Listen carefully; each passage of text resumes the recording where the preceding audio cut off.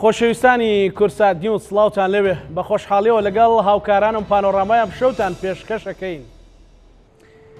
هاوپەیمانی کوردستان کە پێکهاتەیەکی نیشتیمانی کوردستان و بزوتنەوەی گۆڕانە هەوڵەکانی چڕتر کردوتەوە و دەیەوێت ئەم جارە بە یەکریزی خزمەتی خواست و داواکانی خەڵکی کوردستان بکات. ئەمڕۆ شارە زور و پارێزگای هەڵەبجە پەیامیان ئاراستەی هاوپەیمانی کوردستان کرد و پێیانوت کە ئەگەر ئەوان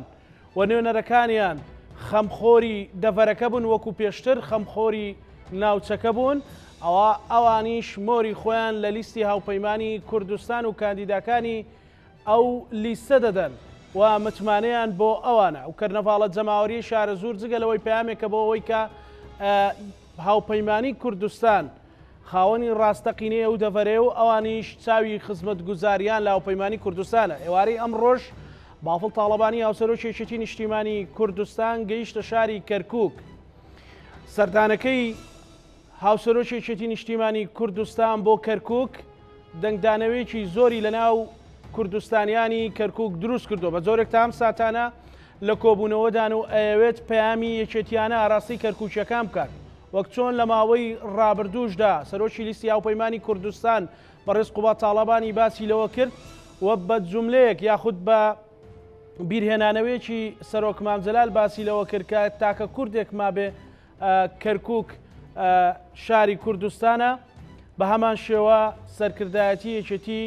لە دوو ڕۆژی داهاتوودا دەیەوێت پەیامی یەکێتیانە لە کەرکووکەوە ئاراستەی هەموو کوردستان و عێراق بکات. ئەم شەو لەسەر ئەم دوو پرسە گفتوگۆ دەکەین لەگەڵ هەرێک لا بەڕێزان بەڕێز سەرتیب عەلی ئەندامی سەرکردایەتی یەکێتی نیشتیمانی کوردستان هاوکات لە پرسای مەڵبەندی شارە زوری یەکێتی کاک سەرتیب سوپاس دەکەم. هەروەها بڕیارەکەمێکتر لە شاری کەرکووکەوە بەڕێسترا عەبدوڵڵا سەرپەرشتیانی ڕاگەیاندنی یەکێتی نیشتیمانی کوردستانیش لەگەڵ مامێ. کاک سەرتیب من لە ئاپۆڕە جەماوەری ئەو ڕێی پارێزگای هەڵەبجەوە دەست پێ بکەم کە ئێوە لێ بەرپرسی ڕێخستنی حزبەکەتانن. ئەمە چ پەیامێکە گەیەنێ و ئەوێت جەماوەری شارە زور و هەڵەبجە ئەوێت پەیامێ بگەیەنێ بە یەکێتی نیشتیمانی کوردستان و بزوتنەوەی گۆڕان. بەڵێ زۆر سپاس و سەرەتا دەستخۆشی بۆ هەموو ئەو هەواڵانەی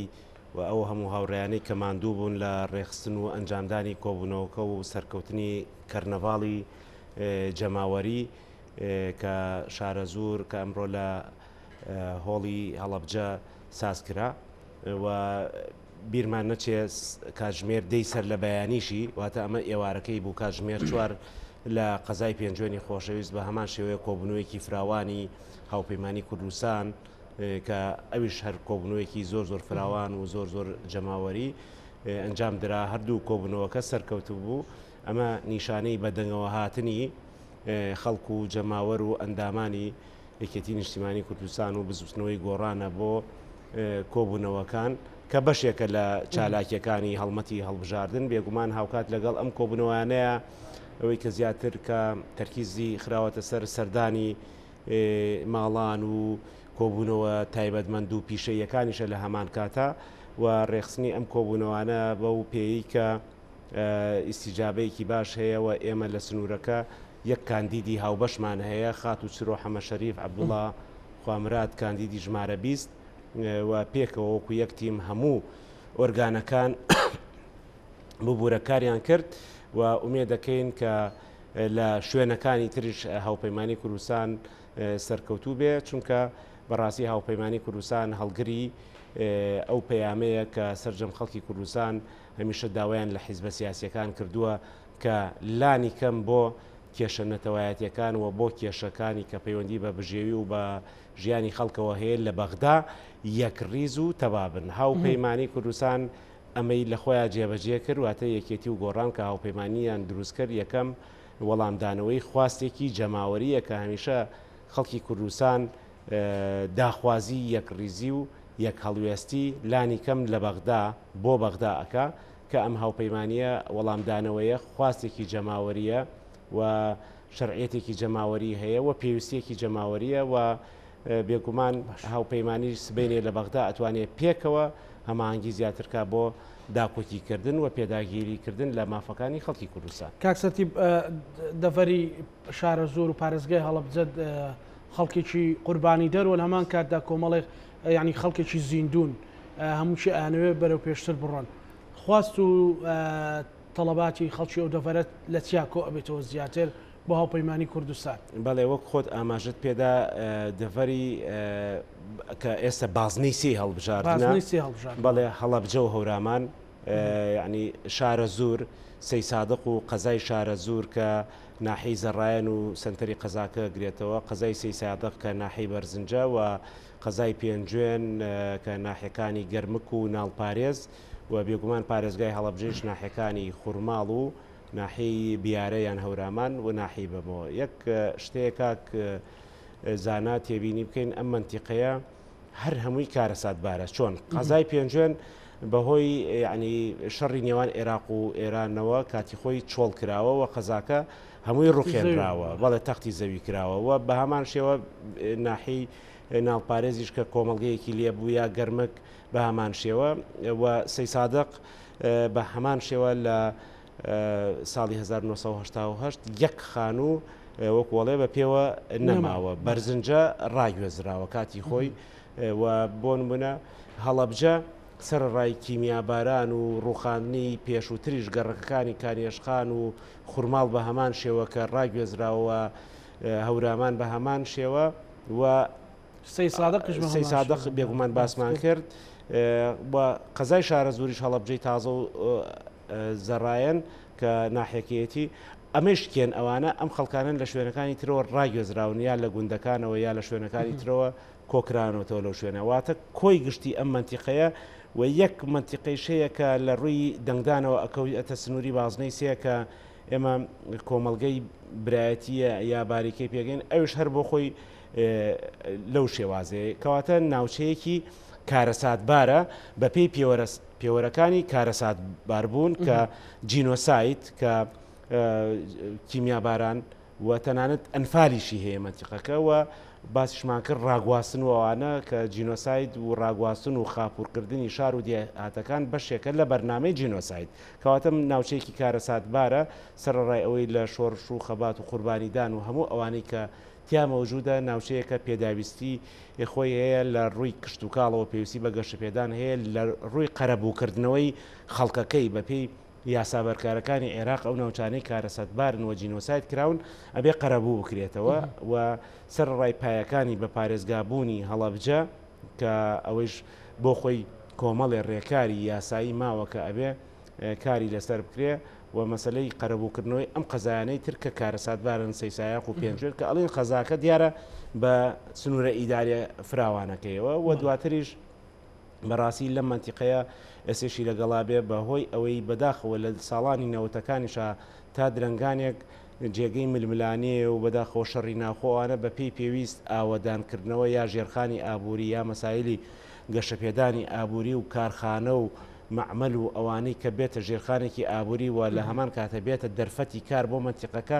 ئەوەشی بە پێی پێویست بۆ فراهەم نەکراوە وەلایەنی خزمەت گوزاریش بۆیە پێداویستیەکانی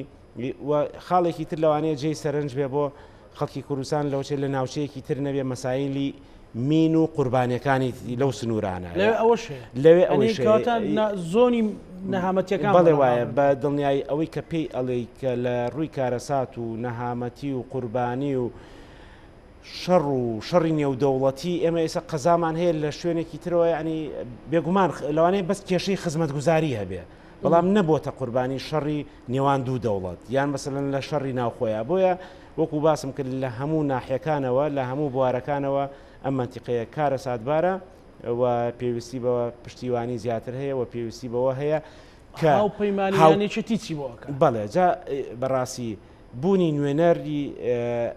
هاوپەیمانی لە پەرلەمانی عێراق زۆر گرنگە چونکە قووەتی هەر نوێنەرێک بەسراوەتەوە بە حیزبەکەیەوە یعنی لەوانەیە خەڵکێکە بێ نوێنەرێک بێ بتوانێت خۆی وەکو تاک ئاکتیو بێ بەڵام ئەگەر حیزبێکی گەورەی سیاسی لە پشت نەبێ یان هاوپەیمانەیەکی لە پشت نەبێ و ئەم دەنگە لە بەغدا بە پێی پێویست نابیسرێ یعنی تۆ بۆ نمونە لە بەغدا لە ناوەندی سیاسی عێراقا باسی جەنابی مام جەلال و کاک نوشیروان بکەی خەڵکانێکی ناسراون یان دوو سەرکردەی ناسراون بە کارکردنیان لەگەڵ ئۆپۆزیسیۆنی عێراقی و دواتر هاتنە سەر حکومیان و دواتر ئەو مێژووی جەنابی مامجلال ئەو توراسە سیاسی جێ هێشتووە لە بەغدایە هی ئەوەیە کە وەکو ڕێبازێک کاری لەسەر بکرێ و ڕۆڵی کاک نووشیروان لە نووسینەوەی دەستور و ئەو پەیوەندی سیاسیانەی هەیە هەموو ئەمانە سەرمایەیەکی گەورەیە بۆ نوێنەرەکانی هاوپەیمانی بتوانن سوودی لێوەربگرن چونکە بەڕاستی مەسلەی نوێنەرایەتیکردن تەنها ئەوە نیە نوێنەرێک بچێ پەیوەندی بە پەیوەندی سیاسی و باگراوندە سیاسی و قووەتی حیزبەکەیشی وە هەیە لە منتیقەکەیە هاوپەیمانی کوردستان بەتایبەتی ئەگەر تۆ لەم منتیقەیە سەیریکەی کاتێک لە بەغدا نوێنەرێکی هاوپەیمانی لە پەرلەمانی عێراقا قسە بکە پارێزگایەکی تەواوی وەکو سلێمانی لە پشتیوانی ئەبێت بە هەموو وحدە ئیداری و یعنی لایەنی ئەتوانین بڵێم ئەمنی و ئەسکەری و سەربازی و اقتصادی و ئەوانە بۆیە ئەمە گرنگە کە لە بەغدایە کە ئەزانن ئەم نوێنەرە قووەتێکی وای هەیە تەعاملی لەگەڵا ئەکرێەوە ئەوانش سبینێ پێویستیان بە کۆمەڵێ لەوانەیە ڕێکەوتن نامە هەبێ ڕێکەوتن نامە لەگەڵ حیزبێکی سیاسیە هاوپەیمانیەکە ئەکەن کە لە ئەرزی واقعە چی هەیە یعنی حکومڕانە لە نیوەی هەرێمی کوردستانە و بەشدارە سەرۆکی پەرلەمانی هەیە جێگری سەرۆکی حکوومەتی هەیە کە دانوستانکارێکی سەرکەوتوو بووە لە مەسلەی موچە و هەژدە جار سەردان و چەند سەد سعات گفتوگۆ ئەوانە بۆیە ئەمە گرنگە بۆ هەر حیزبێکی سیاسی لە عێراقا بەتایبەتی لە پەرلەمانە ئەمە نوێنەری کێیە ئەمەش بۆ هەرێمی کوردستان ڕاستە کە زۆر جار تۆ سیرەکەی نوێنەری پەرلەمانی عێراق یا حیزبێکی سیاسی سەردانەکە تۆ پرۆفایلەکەی بێ بزانی کێیە بە پێی سنگەکەی تعاملی لەگەڵاکەی و وەڵامی داخوازیەکانی ئەدەیتەوە ینی ئێستا دەفەری شارە ژێریان سنووری بازنەی سێ کاک سەرتیب جگەلەوەی گەر لە کوردستانوەکو لە شار و ناوچەیەکی تر معاناتێکە بێ لەوێ 2000 معانات هەیە بەڵام توانراوە لە ئاستەوە خزمەت بکرێەوە سەر لە ڕابردووە بۆی کاندیدەکەتان یان ڕێخستنەکانتان کاسنە بەردەمی خەڵک بڵێن ئێمە شتێکمان پێ و ئەتوانین شتی تری بخەینە سەر بەڵێ بەسلەی خزمەت کاکزانە پێداویستێکی بەردەوامە یعنی خزمەتکردن و پێداویستەکانی خەڵک و کۆمەلگا ئەوە نیە ئێمە کۆمەڵی خزمەت بکەین و ئیتر بڵین ئالێرایە ڕائەوەسین و کۆتاییەت یعنی پێداویستی و مەسلەی گەشە پێدان و ئاوردانەوە لە خواستەکانی خەڵک شتێکی ڕۆژانەی بەردەوامە خزمەت کراوە بەڵێ تا ڕادەیەک کۆمەڵێشت کراوە بەڵێ ئەم قەزایانی کە باسمان کرد تەختی زەوی کرابوو ئێستا ئاوادان کراوەتەوە کۆمەڵێشتی تیا کراوە بەڵام ئایا هەر ئەوەندە بەسە نەخێر ئەبێ هەنگاوی زیاتر بنرێ و پێداویستیش بەردەوامی لەو ئاستەیە بێت کە مەسەلەن بتوانێت لە داهاتوە خەمخۆری بەقوەتر و بەهێزتری ئەو دەڤەرە بێت بەڵێ من بە دەلیلی ئەوەی کە ئێسش ئیدارەی ئەو دەڤەرە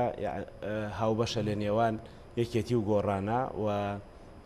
واتە هاوپەیمانی ئەتوانن لەسەر ئەرزی واقع شتێ بکەن واتە ئەگەر شتێک کە بۆ خەڵک بکرێ و ئەبێ بکرێ بە هاوپەیمانی کوردستان نەکرێ چونکە یەکە ئیدارەکانی ئەو منتیقە بە دەرەجەیەکی زۆر ئەم دوو حیزبە بەڕێوەیە بن وەکو بەپێی ئەو ڕێکەوتنە ئیداری کە ساڵی 2014 کراوە لە نێوان یەکێتی و گۆڕان لە دوای هەڵبژاردننی ئەنجومەنی پارێزگاکان لەو دڵ تەختی ئەنتیخابیەکە ئەیکەن مەسەلەن ئەڕۆنە بەردەمی خەڵکو و کادر و جەماوەری خۆتان خواستی دەڤەرەکە زیاتر لە چاکۆ بێتەوە ئەنی پەیامیان بۆ ئێوە چییە؟ بەڵێ دەڤەری بێگومان هەر یەکە و کۆمەڵێ پێداویستی خۆی هەیە مەسەلەن پێنجێن منتیقەیەکی مەرزیە و ئەم منتیقەیە داهاتی هەیە شتێکێ لە حکوومەتی هەرێمی کوردستانەوە لە عێراقا مەسایلی ناونرابوو پترۆ دۆلار واتە و شوێنەی کە داهاتی هەیە و پارێزگای کە داهاتی و ناوچەی کە داهاتی هەیە بەشێک لە داهاتەکەی بۆ ئەگەڕایەوە بۆ مەسایلی خزمەت گوزاری چۆن شارەوانەکان بە پێی یاسا و ڕێنمایەکان بەشێکی گلە دەنەوە بۆ خزمەت گوزاری یەکێک لە داخوازیەکانەوەیە یعنی خەڵکی پێنجێن کە ئەڵێن پێنجێن دیارەوە قەزاکانی گەرمک و ناوپارێز و هەموو دەبەرەکەوە پێداویستیان هەیە لەم بوارە خزمەت گوزاریانەیە و پێویستیان بەوە هەیە کە بە ئەندازەی ئەوەی کە بەشێکن لە داهاتی خەڵکی کوردستان بەوە ئەوڕیان لێبدرایەتەوە مەسایلی بێکاری هەیە و ئێستا پێنجێن بۆ بە ناوچەیەکی کشتتوکاڵی زۆر گەورە کە لە عێراقیشەوە خەڵک دێت لەوێ یعنی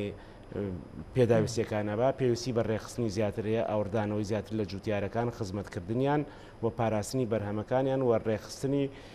ئەوەی کە پێڵی کە تەوازنێک هەبێ لە نێوان هاوردەکردنی ئەو کاڵاو بەروبوومانەی لە دەرەوە لەگەڵ بەرهبوومی ناوخۆیە کە زۆر جار جوتیار تەوانەمە لە شارە زۆریش ڕاستە ئەبێ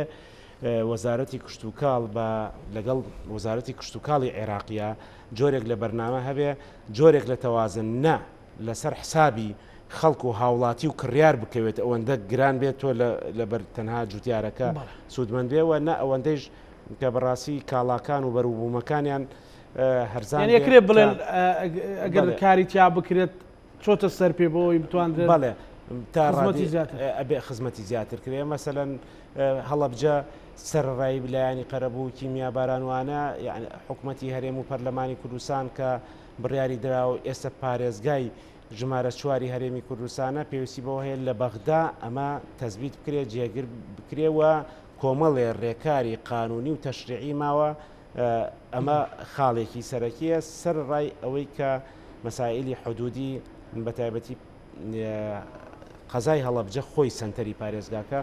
هەمیشە یەکێک لە داخوازیە سەرەکیەکانیان کردنەوەی مەرزی سازان کە نقطەیەکی حدودیە جۆرێک لە کرانەوە ئەبەخشێ بە هەڵەبجە و لە هەمان کاتا چەندین هەلی کار دروست ئەکا و سەرڕای ئەوەی کە کۆمەڵێ ڕێگەوبان و ئەوانە کە بڕیاری لەسەر دراوە ئەبێت زوو جێبەجێ بکرێ و سەیسایەقیش باسمان کرد کە بەڕاستی شارێکی خاپور کراوە بەشێکە لەو شوێنانەی کە بە جینۆسایت کە ناسێنراوە لە ڕێی ئەوەی کە تەختی زەوی کراوە و ناوچەیەکی کشتتوکاڵیە قەزای شارە زوور هەڵەبجەی تازە بەڕاستی پێویستی خۆی هەیە بێکاری هەیە و لایەنە کشتتوکاڵی و لایەنی دروستکردنی کۆمەڵێ پرۆژەی خزمەت گوزاری بۆ هەموو شوێنەکان کاڵین قەزای شارە زوور ناحەی زەڕانیش کە ناحەیەکی فراوانە بۆیە هەمووی پێداویستی هەیە وەکو باقی شوێنەکانی خەڵکی کوردستان و ناوچەکە و بەڵام هەریەکە و بە خصوصێتێکی خۆیەوە و سیاستێکی عادلانە هەبێ کە سەرجەم شوێنەکان هەریەکەی بە پێی ژمارەی دانیشتوانی خۆی و هەریەکەی بە پێی پێداویستی و خصوصێتی منتیقەکە ئاوڕی لێ بدرێتەوە یان ناوچەی هەورامان کە ئێستا ناوچەیەکی گەشتاریە ئەبێ یعنی باشتر ڕێک بخرێ و سەرچاوەکانی سوودی لێوە بگیرێت لە پاڵ ئەوەیە هەلی کار و ئەبێتە هۆی بژانەوەی ناوچەکە ئەمانە بەڕاستی کۆمەڵی ئامانجن کە ئێمە وایە بینین هاوپەیمانی کوردستان بە حکمی ئەوەی کە ئیدارەی منتیقەکەیش زیاتر هەرچەند خەڵکی تر لەو منتیقەیە بەشدارە لە حکومڕانیە بە حەقەت و پۆستیان هەیە بەڵام دەرەجە یەکەم هاوپەیمانی کوردستان ئەتوانێت بۆ پێی کە ئیدارەی بەدەستەوەیە هەر ئەوە ئەتوانێت باشتر مامەڵە بکە لەگەڵ بارودۆخەکەیە و باشتر لە خواستەکانی خەڵک تێبگا و هەمیشەش لە ڕووی دەنگدانەوە زۆرینەی ئەو منتیقەی هێناوە. زۆر باش کاکسەتی بەگەڕێ وڵات با گفتوگویەک لەگەڵ کاکسترام بکەین. کاکستران سڵاو لێبێ ئەم کاتت باش هەمیشە تۆ کاکسەتیش باش تۆ هەمیشە کوردستانیت کاکستران بەڵام ناوە تۆختر بیرمانە خەیتەوە کە کەرکوچیت ئەمە باسی ئەوەمان بۆ بکەیت کە ئەم سەردانەی هاوسەرۆکێتی نیشتیمانی کوردستان بەڕێز بافڵ تاڵەبانی بۆ کەرکووک ئەتانەوێت وەکو یەکێتی نیشتیمانی کوردستان سپیامێک بدەن بە کەرکووکیەکان و لە کەرکووکەوە سپیامێک بدەن بە کوردستان و عێراق. بەڵێ زۆر سپاس.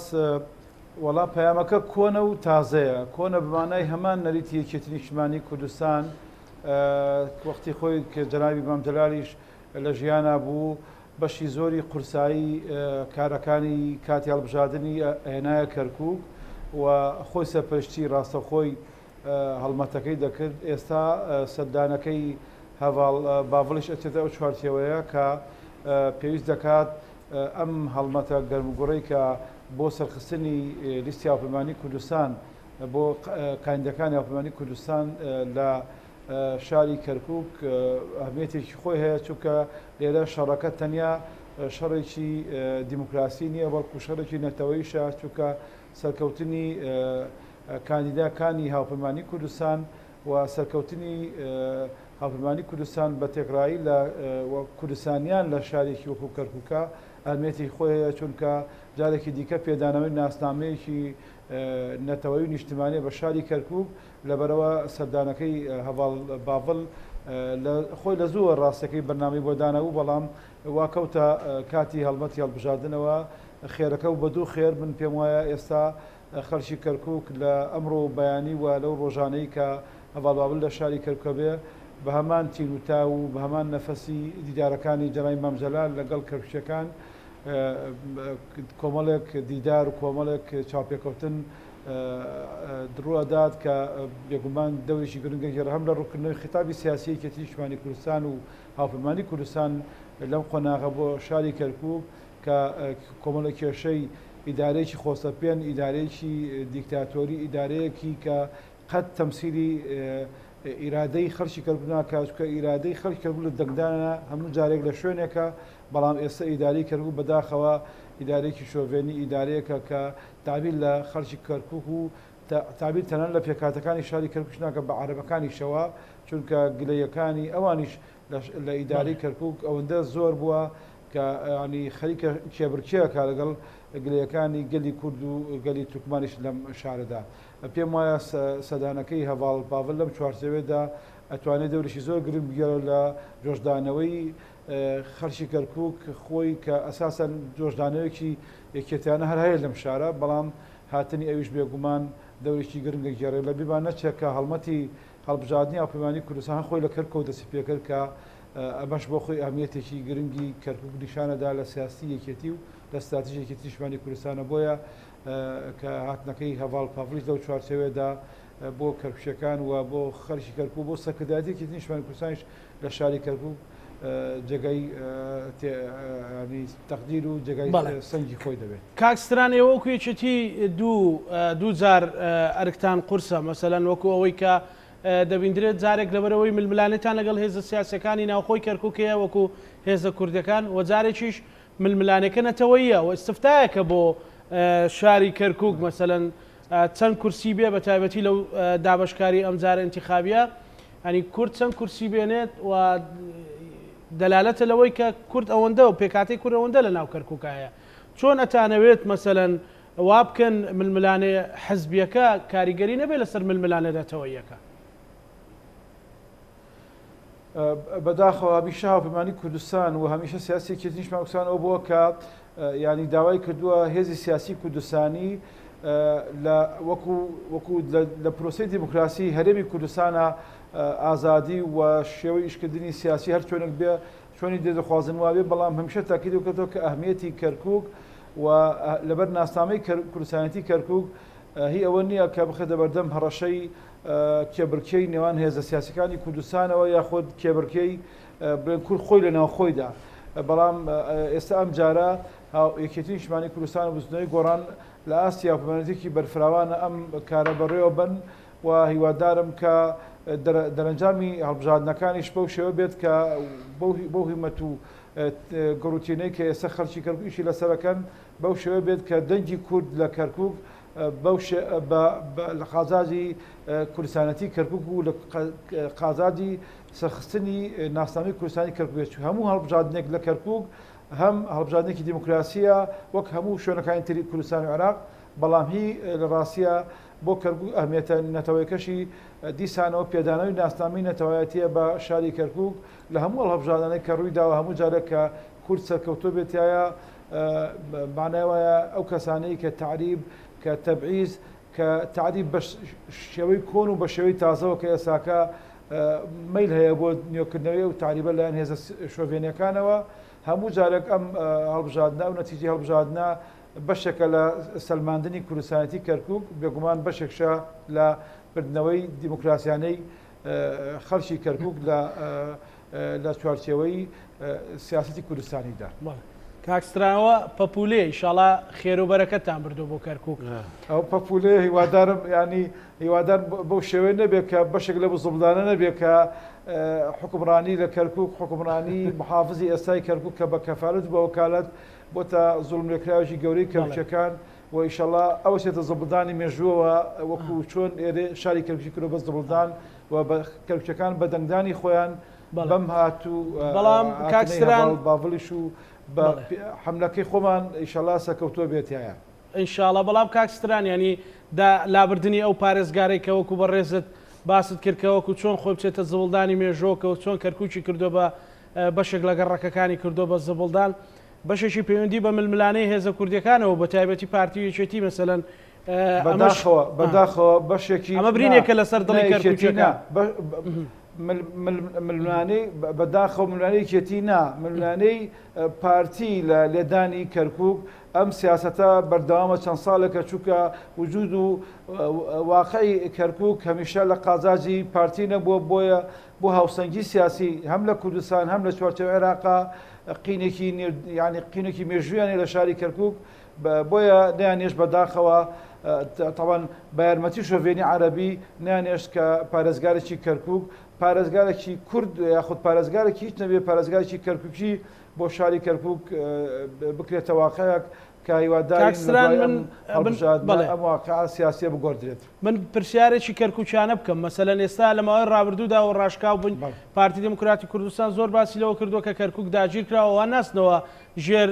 سوڵتەی داگیرکەر لە کەرکووک بەڵام ئێستا نەبارەگاکانیان وەرگرتوتەوە نەتوانیان بە پێشمەرگە بێنەوە ئێستا ڕەنگە بەڕاستی وەکو کەرکووچەکان ئەڵێن ڕەنگە بەشێک لە دەنجی کوردیش پەرد بکەن و سوود بە پێکاتی عەرەب و تورکمان بگێرن ئەمە زەرێک لە قەزەی کوردی ئەدا لە کەرکووک هەموو سیاسەکانی پارتی مادام کەشفی حیجاب بووە بەداخەوە هەمیشە لە کەرکووک هەمیشە لە ناوچە دابراوەکان و تێگرای کوردستانی زیانی بە کوردستان گەیاندووە بەڵام لە ناوچە دابراوەکان زیاتر ئەم خیتابە گۆشەگیرەی پارتی کە هیچ خزمەتی مەسەی نەتەوەتی کەرکووک ناکە هەمیشە بە خیتابێکی نەتەوەی زل و زەبەلاحە بۆ دەرەوەی خۆی بەڵام لە واقعدا لە کاتی تەنگشەکانە ئەوان کەرکووک بەجێ دێن ئەوان کوردستان بەجێ دێن ئەوان ناتوانن بچووکترین سیاستی کوردستانی لە شاری کەرکووکە سەر بخەن لەبەرەوە ئێستا کە هاتوون سوالی دەنگەکە لە شاری کەرکووکە من پێم وایە لە دەیمان وەڵامی کەرکووکیەکان وەرەگرنەوە کە ینی کێ لەگەڵیان بووە لە کەرکووک کێ لەگەڵیان ماوەتەوە لە کەرکووک کێ لە لەگەڵ معاناتەکانیان ژیاوە و توانوێتی نورایەتی معاناتە بکە من دڵنیام خەڵکی کەرکووک دەنگ بەو کەسە دەن کە لە چوارچەوەی هاوپەیمانی کوردستان ناخۆری خستووە. ئەگەر ڕێمەولات کاکستران کاکسەرتیب کەواتە ئێستا ئێوە کوێچێتی نیشتیمانی کوردستان لە دەڤەری شارە زۆر چیتر بە خەڵکی شارە زۆر ئەڵێن کە بەڕاستی ئەمڕۆ مەسەڵەن ئەو کەرنەڤاڵاوە لە ڕووی حزبیەوە بۆ ئێوە گەورە بوو ئەگەر چی چالاکی ترتانێوەکو خۆت لە سەرەتا ئەوتت ئەمە بەشێکە لە چالاکیەکانیان درێژراوی چالاکیەکانمانە چی ئەرکێکی ئێوە قورسەکە و کوێچێتی وەکو حەزب لەو دەڤەرە چیتان پێ ئەڵێ خەڵکێک بەو هەموو معاناتە بەم هەموو ماڵوێرانیە بەم هەموو ماندوویەتیە هێشتا دەستی بە چەپکە گوڵەکەی ئێوە گرتووە. بەڵێ وڵا پێشەوە کاکزانا من نەمەوێ سڵاو ڕێز بۆ هەواڵ بوو برای بەڕێزمان کاکستران و مەسلەی خەمی کەرکووک و یعنی قەزیەی کەرکووک یان مەسلەی کەرکووک تەنها تایبەت نییە بە کەرکووکیەکان و ئێمەش لە هەموو شوێنەکان یعنی وەکو پشتیوان ئەبین و بەشێک تەنانەت لەوانەی کە خەڵکی کەرکووک و مافیان لە سنوورەکانی ئێمە هەیە کە دەنگدەرن هەموو ئاسانکاریکیان بۆکەین بۆ ئەوی لەو ڕۆژەیە کە بتوان بچن دەنگ بدەنیان پێشتر ئەوە چونکە کەرکووک یعنی کرۆکی کێشەکانی خەڵکی کوردستانە و ناسنامەی کێشەکانیەتی و چەقی ململانێ و ناوچە دابڕاوەکانە بۆیە من یعنی لە دڵەوە و بە پەرۆشەوە ئومێدی سەرکەوتن بۆ هاوپەیمانی کوردستان و بۆ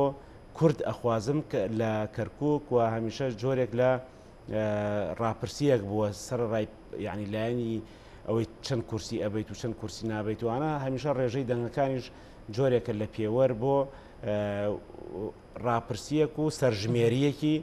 نیشتیمانی و تەسنیفکردنی نەتەوەکان بۆیە من یعنی سڵاو و ڕێز و ئەوانە بۆ هەموو هەواڵ و هاوڕێ کەرکووکیەکان و ومێ دەکەم بڵێ من وەکو شارە زوریە کەرکووکی هەمومان بەتاکیدەوە یعنی جێگەی شانازیە ومێدی سەرکەوتنە خوازین و بەشێک لە پاڵ ئیش و کارەکانی خۆمانە هەمیشە یعنی کەرکووک و ناوچە دابراوەکانی تر و خانەقین و دووز و کە شوێنێکی بەڕاستی ئەوەیە کارە ساتوارە تا درێژە بێتەوە بۆ مووسڵ و ئەوانە ئەمە بابەتێکە چونکە لێرە لە هەرێمی کوردستان بە نەتیجە هەرکەس کورسی بباتەوە بۆ کووردە بەڵێ ئەمە یعنی کۆتایی هاتووە بەڵام لەوێ تا ئێسێکی لەگەڵاوێ ئەو ململانێ ماوە پارێزگارێکی خۆسەپێن و ئیدارێکی خۆسەپێنیشەیە بەنیسبەت بابگەڕینەوە شارە زۆر و ئەوانە شارە زور و هەڵەبجە و هەورامان و پێنجێن و قەزای شارە زور و زەڕایەن و بەرزنجە و هەموو یعنی ئەوە بەڕاستی من ئومێد دەکەم هەروایش ئەبێ ئینشاءڵڵا کە ئەم جارە هاوپەیمانی کوردستان و دوای هەڵبژاردن بەڕاستی ئەو بەڵێنانەی کە ئەیدا بە خەڵک لە ڕێگەی لیستەکە و لە ڕێگەی بەرنامە سیاسیەکانی خۆیەوە هەنگاو بە هەنگاو کار بکە بۆ جێبەجێکردنی ئەم منتیقەیە کارە سادباران پێداویستی زۆرە و یەکێک لە باشیەکانی شەوەیە کە جاران یعنی سە بازنەکانی هەڵبژاردن یعنی گۆڕاوە نوێنەر نزیکترە بێ لە خەڵکەوە جاران بۆ نمونە هەموو پارێزگای سلێمانی یەک باز نەبوو هەژدە نوێنەری هەبوو یعنی خەڵک لێرە لە ڕانیەوە ئاهات یعنی بەشێک دەنگە بەر لێرەوە ئەچوو بۆ ڕانیە بۆ سلێمانی بۆ گەرمیان واتە نوێنەرایەتێکی پەرشوو بڵاوە بێ و ئێمەش ئەو کاندیدەی ئێمە بەڕاستی و دڵنیام لە ماوەی ڕابردووشە کە بە حکمی کاندیدە کە کۆمەڵێ پێداویستیوانەی ڕوبەڕوو ئەکەنەوە زۆر بە پەرۆشەوە خەمی ئەخوات کە ئێستا کاندیدە و ڕازگۆیە لەگەڵ پەیامەکەی خۆی و هاوپەیمانیە شایەتیەوەی بۆ دەین لە ئاستی ئەوە بێت بێگومان بە پشتیوانی ئەو تیمە و ئەو ئەزمونە سیاسیشی کە لە دانوستان و لە بەدیهێنانی پێداویستیەکان سەرۆکی هاوپەیمانەکەی هەیەی ئەمەش گرنگە بەڕاستی وەکوی کە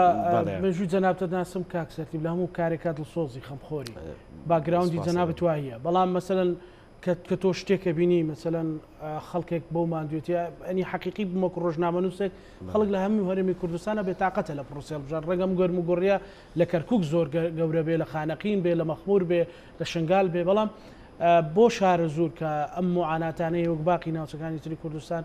وەک خۆت وەکو بەرپرسی حزبی لەو دەڤەرە ئەرکت قورستر ناکا مەسەلەن بە دڵنیایی ئێمە یعنی وەکو بنەما دڵنیاین بەڵێنێک نادەین کە ناڕاست بێن ئەڵێن هەوڵە دەین بۆ جێبەجێکردنی و چونکە ئێمە ئەوانە کە سوکاری خۆمان منتیقەکە بەڕاستی یعنی بەڵێنێک بدەین و بچینەوە ناویان جێبەجێ نەکرێ یەخی خۆمان ئەگرێتەوە هەمووی منتیقەکە بە نسبەت ئێمەوە هەواڵ و هاوڕێ و کە سوکارن بۆیە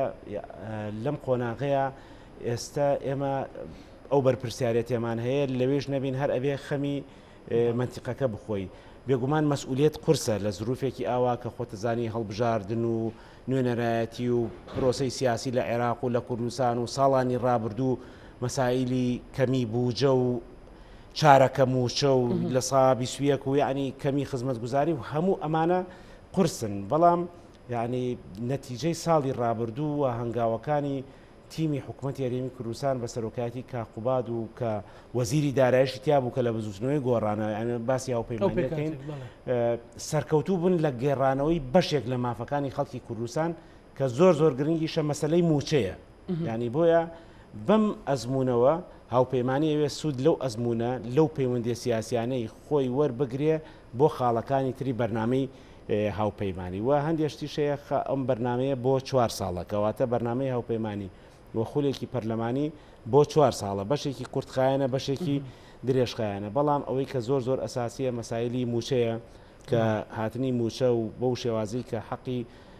فەرمانبەرە جوڵەیەکە خاتە بازار و بەشێکی تریشی پەیوەندیە سیاسیەکان و بە دوواداچوونی لیژنە پەرلەمانیەکانە بۆ پەیوەندی بە خاڵە سنووریەکانەوە هەیە پەیوەندی بە مەسایلی ئیداریوە هەیە پەیوەندی بە تون و تۆڵکردن و بە دوواداچوونی ئەو کەیسا قانونیانە هەیە کە پەیوەندی بە هەرێمی کوردستانە هەیە یا بۆعدی فیدراڵی هەیە هەموو ئەمانە پێویستی بەوە هەیە بە دوواداچوون بکرێ من یعنی ئەتوانین بڵێن کە نوێنەرەکەی ئێمە لێی دڵنیا ئەبین کە یەکەم ئەگەڕێتەوە ناو خەڵکەکە دووەم پابەندە بێ بە بەرنامەی هاوپەیمانی سێەم لەو بوارانەی کە پێی ئەکرێ هەوڵی بۆ ئەدا و هەندێک خاڵی شەیەک بە تەنها بە کەسێک و بە دوانش ناکرێت ئەبێ جاری وایە سەرجەم حکوومەتی هەرێمی کوردستان و پەرلەمان و حیزبە سیاسیەکان و یعنی پەیوەندی بەوە هەیە لۆبیشی بۆ بکەی لە ئاستی سەفارات و کونسوڵ و ڕێکخراوەنی و دەوڵەتیەکانیشە وەکو ئیسیحقاق کاری بۆ بکەیت کە لە ڕابردوو ئەزمونێکەیە وەکو تیمێک کار بکەن تیمی هاوپەیمانی و ڕۆڵەکانی خۆیان تەوزیعکەن ئەبێ کاری جدی بکەن چونکە بەڕاستی خەڵکی کوردستان و سەرجەم شوێنەکان وەکووتمان بە ساڵانێکی پڕنەهامەتی و ئەوانەیە بتە شەڕی داعش و بووجە و ئەوانە هات ئەبێ ئەم خولەی پەرلەمان کە شێوازی نوێنەرایەتەکەش گۆڕاوە باشتر لە کار بکەن و هەوڵی بەدیهێنانی خواستەکانی خەڵک بدەن. زۆر باشە کاک ستران ضرورەتی یەکێتی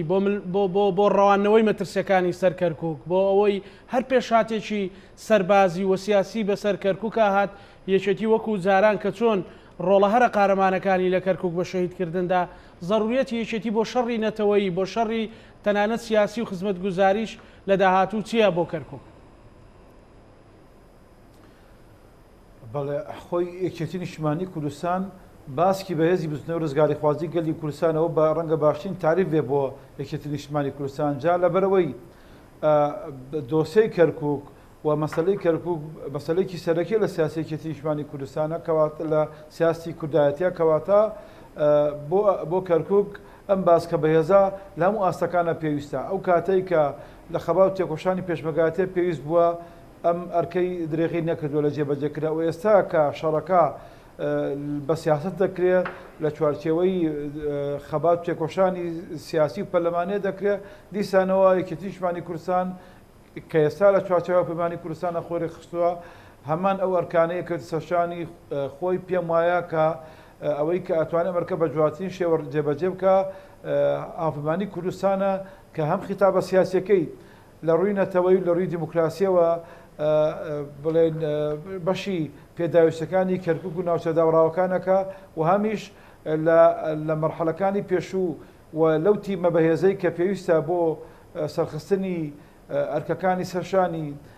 تیمێکی بەهێزی کوردستانی یەکێتی نیشتیمانی کوردستان و هاوپەیمانی کوردستان و بێگومان وێرانی کەرکووکیش دەورێکی گرنگ لەو مۆزوع ئاگێڕن بۆ ئێمە کەرکووک تەنیا بەشێک نییە لە مەسەی نەتەوایەتی کوردستان بەڵکو ینی پردی پەیوەندیشە لە نێوان هەرێمی کوردستان کە تا ئێساکە کەرکی وەرنەگرتوێتەوە و لە نێوان حکوومەتی اتحادی لە بەغدا کە ئێمە پێمان وایە سەنگەری پێشەوەی داهوشکردن لە مافەکانی گەلی کوردستان لە جیاتیەوەی لە کەرکووک و لە بانمەقان و لە شوێنەکانی تر بێ لە بەغدا بێ بۆ ئەوەی بتوانانی باشترین دیاکۆکی لە مافەکانی گەلی کوردستان کە پێویستە سەنگەری پێشەوەی بەغدا پتە بکەیت کە پێم وایە هاوپەیمانی کوردستان وێنەرەکانی هەم کەرکووک و هەم تێغڕای کوردستان لەم ئاستەدا لە پەرلەمانی عێراق ئەتوان ئەو شەڕە بکەن و لەو ئەوەندەی دەرفەت هەبوو بۆ مارەسەکردنی و شەڕا بێگومان توانیەتی جێبەجێ بکە و من دڵنیام لە بەم خیتابە سیاسیەوە کە لە چەند ڕۆژی داهاتووشە باشتر بۆ خەڵکی کوردستان و بۆ دەنگدەرانی کەرکووک ڕوونەکرێتەوە ئەم خیتابە سیاسیە ئەتوانێت داکۆکیی کاری سەرسەخت بێ لە ویستەکانی کەرکووک و ویستەکانی تێکڕای کوردستانیش. کاکستران ینی بێگومان مەترسی هەیە بەڵام ئەو مەترسیانەی کە پێشببینی دەکرێت بەهۆی ئەو گۆڕانکاریانە لە عێراق ڕوودەن ڕوبەڕووی ناوچە جێناوەکان دەبنەوە کامانن و بێ کورد چۆن خۆی بە ئامادەکە و بە تایبەتی ژێچێتی ئەم مەترسیانە هەمە زۆرن جارە پێش هەموو شتێک پرۆسی سیاسی لە عێراقا پرۆسی دیموکراسی ئەوەی کە ئێمە لەسەر ڕێککەوتوین لە چوارچێوەی دەستورێکی تۆکمەیە کە عێراقیان دەنگیان بۆ داوە سەرکرداری سیاسی کورد بە تایبەتی جەنای مام جەلال و کاک نێشوان دەورێکی گرنگیان لە ساغکردنی و دەستورە بینی ئێستا لە بەردەم هەڕەشەی زۆر گەورەدا هەموو ینی پرۆسی سیاسی عێراق بە تەواوەتی گۆڕانکاریش گەورەی بەسەر داهاتوە بەداخەوە بەرەو باشتر نا بەڵکو بەرەو پاشەکشیە و بەرەو ئەوەی کە خەریکە نەزعی شۆڤێنی مەیلی شۆڤێنی لە بەغدا تا کەرکووک خەریکە جارێکی دیکە دەبژێتەوە لە چوارچێوەی عنوانی جیاجا و تایتلی جیاجایە نفس سیاستە و نفسی تێڕواینە ممکنە وەکو سەدەمی سەدام حوسێن نەتوان ئەو ئەرکە ئەو سیاسە شۆڤێنی بەرامبەر کەرکووک بەرامبەر بە کوردستان بەرامبەر بە ناوچە دابڕاوەکان جێبەجێ بکەن بەڵام هەمانەوە لەتیانی کە لە بەدەستیاندایە بە دەسەڵاتدارەتی دەوڵەتی عێراق بەکاربێنن بۆ جیاتیکردنی کەرکووک و ناوچە دابڕاوەکان و بێگومان لەوێشەوە بۆ تێکڕای کوردستان کە تا ئێستاکە لە چوارچێوەی هەرێمەکە خۆی ڕێخستووە. ئەمە ڕەشەیەکی جددیە پێویستە بە جددی وەری بگرین بەڵام بێگومان ناشبێت لێی بترسین پێم وایە یەکێتی نیشتیمانی کوردستان خیتابی سیاسی یەکێتی نیشتیمانی کوردستان بەرچاوڕوونیەکانی کە یەکێتی نیشتیمانی کوردستان ئیشی لەسەرەکە ئەو توراسی کە جەنای مامجا بۆ بستنی ڕزگاری خوازی گەلی کوردستان بەجێهێشتووە کە ئێستا یەکێتی لەسەری دەڕوا و هاوپەیمانی کوردستان لەسەری کار دەکا ئەو توراسە یارمەتیەوە دەدا کە لە باکۆکیی باش لە مافەکانی خۆمان بکەین لە پەرلەمانی عێراق لە نوێنەرایەتیکردنی کوردستان لە چوارچێوی عێراقا و ئەمەش چۆن ئەوان مافەسی ئەو کارتە سیاسیانە بەکاردێنن زۆر گرنگە کوردستانیش ئەو کارتە سیاسانەی خۆی بەکاربێنێ داکۆکی لە ینی خطابێکی سیاسی واضح هەبێ بەرامبەر مەسەلەتەوایەتەکان بەرامبەر پێویستە دیموکراسیەکان بەرامبەر پاراستنی ئەو گرێبەستە سیاسیەی کە ینی پێکەوە هەموو عێراقیانی پێکەوە گرێداوە نابێ پاکشەکشێ لەسەر لەم دەستکەوتانە بکرێت کە کوردستان لە چەند ساڵی ڕابردوو لە دوای کەوتنی ڕژێمی دیکتاتۆری سەدام حوسێنە بەدەستێنەوە بەڵام بێگومان ئەرکەکەش ئاسان نییە پێش هەموو شتێک هەم لە کەرکک هەم لە تەواوی ناوچەدابراوەکان و هەم لە هەرێمی کوردستانیش وا لە شوێن لە هەر جێگایە کاوپەیمانی کوردستان کاندیدی هەیە پێویستمان بە متمانە و تەفویزێکی گرنگ هەیە ئەو تەفویزە خەڵکی کوردستان دەیدا و ئەو تەفویزە دەنگدەری خەڵکی کوردستان دەیدا و ئەو تەفویزە ناوێ بە خەسار بدرێ ئەبێ خەڵکی کوردستان و بێگومان لە ناویشە دەنگدەرە هوشیارەکانی کەرکک و ناوچە دابراوەکان لە بیریان بێ بزان ئەوەی کە ئەتوانێت ئەم مافانە بپارێزیە داکۆکی لێ بکە هاوپەیمانی کوردستان و نوێنەرەکانێتی نابێ ئەم یاریە ینی بە یاریکی تەنیا دیموکراسی سیرکەین بەڵکو پێویستە بە یاریکی نەتەوی و دیموکراسی تەماشا دوا پەیامەوەی پرسیارێکە کە ئێوارەی ئەمڕۆ جێگری سەرۆکی پارتی باسی لەوە کرد لە ئاستی عێراقدا تەنها حساب بۆ پارتیە کرێ هیچ هێزێکی تر نییە کە لە ئاستی عێراقا حسابی بۆ بکرێت قسەی کاکسترانسی ئەگەر ئەمە کۆتا پەیامیش بێ سوپاس دەکەم وەڵڵا من پێم وایە لە ئاستی عێراق پارتی ئاسانترین فاکتەرە ئەگەر بیانەیە کورد بخەڵەتێنن و ئەمە بەداخەوە ینی نقطە زۆفەکە ئێمەیە کە هیوادارم ئەم جارە هاوپەیمانی کوردستان بتوانێت یان ئەم نقطە زۆفە بۆ چارەسەر بکات کە بڵێ نوێنەری ڕاستەقینەی مەسەلەکانی کورد و کوردستان لە بەغدا هاوپەیمانی کوردستان دەبێت. سوپاس کاکستران سوپاس دەکەم لە کەرکووکەوە لەگەڵمان بوویتوە پەیامی کاک سەرتیب عەلی بۆ پارێزگای هەڵەبجە و بازنیسێ. وڵای بۆ سەرجەم دەنگدەرانی کوردستان و بە تایبەتی ئەم دەڤەرە داواکارین بە دەنگدانیان بە هاوپەیمانی کوردستان و نوێنەرەکانی وەڵامی ئەو لێدوانانە بدەنەوە کە بە تایبەتیەوەی کە جێگری سەرۆکی پارتی و تێتی بەستە عامل لەگەڵ ئەوانە ئەکرێشتی وانە و لە ئەرزی واقعا بە دەنگدان خەڵک بیسەلمێنێن نەخێر تاکڕەوی لە کوردستانە ناخوا یەک حیزب نییە فرەحیز بە کوردستان ماڵێکە بۆ هەمووان بۆ هاوپەیمانی یەکێتی و گۆڕانیش گوێلێگیرترا لە هاوپەیمانیەکەی سەرکەوتوو ئەبێت لە بەغدا تەعاملی لەگەڵاکرێ و نەتیجەش ئەبینین. زۆر سپاس بۆ بەڕێز سەرتیب عەلی ئەندامی سەرکردایەتی یەکێتی و لە پرسیاری مەڵبەندی شارە زوری سپاس کاک سەرتیب هەروەها سپاس بۆ کاک سران عەبدوڵڵا ئەندامی سەرکردایەتی یەکێتی و سەرپەرشتیار ڕاگەیاندنی یەکێتی کە لە کەرکووکەوە لەگەڵمان بوو. بینەرانی خۆشەویستی کورسات نیوز لەگەڵ هاوکارانم پانۆڕامای ئەم شەومان پێشکەشکردن بە هیوای ساغ و سەلامەتی بۆ هەموو لایەکەمانەتی خوای گەورە بن. خواتان لەگەڵ.